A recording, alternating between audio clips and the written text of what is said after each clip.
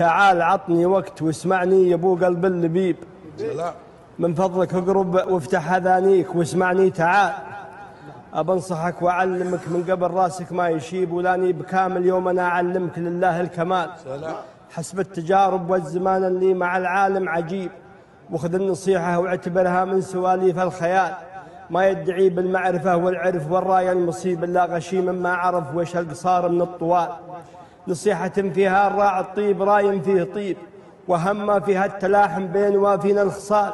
اصبر وخلك من بني عمك ومن ربعك قريب، لا تاخذك كبره ولا زوده تجي من زود مال. الزود نقص في الفتى والكبر مقطوع النصيب. اركد وصحصح وانتبه لكل شيء احتمال. ربعك بني عمك تراهم لك عمى عين الحريب، هم محزمك اللي صارت حمولك على ظهرك ثقال. هم عزوتك هم تاج راسك ليقنا بذيب الذيب، لمالة الدنيا ووقتك تالي الايام مال. هم ساعدك ليمن وعضدك دون شك ودون ريب، احذر تحيقرهم على شان المناصب والريال. رفيق اللي تسفها كأنه على شخصك غريب، هذا هو المنقود والشرها وهرجم ما يقال.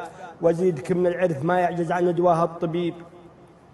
ثنتين مالك صدة عنها ولا عنها مجال، رفيقك ابن العم غرامك وثانيها النسيب. مالك على الاثنين صده لو يصير المستحال، والرحم حقه لا تهاون فيه ويضيع الذهيب. من لا وصل رحمه مع الله مثل مقطوع الحبال، وحقوقهم مثل الجبال ووصالهم حق مصيب. اللي بالجنة يسوق الرجل ويهم الوصال، ترقاط على رحام ما له مع أهل الجنة نصيب. هذا حديث المصطفى أو حسب ما يروى وقال. لا تحسب أن العافية والمال دائم ما تغيب، والمنصب اللي تفتخر به لا تحطه راس مال. إن كان عندك مال زايد فاحمد الرب المجيب، أهم شيء أنك جمعت الربح والمكسب حلال. المال فعلا يعتبر راعيه للعالم حبيب، لكن لا يمكن ينقص قيمة فحول الرجال. يلي تحسب أن الفقر والقل في الرجال عيب، الفقر ما عذربها للناموس ذربين الفعال.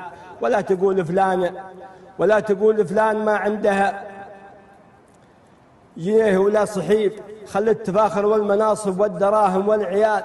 والله ما فادت جبابرة لهم صيت الرهيب. الجهل من باب الغباء والعلم من باب الجمال. هون على نفسك ترى العالم على الدنيا عزيب، قارون قبلك زال واللي يملكه ولا وزال. سلامة. الله يبيض وجهك.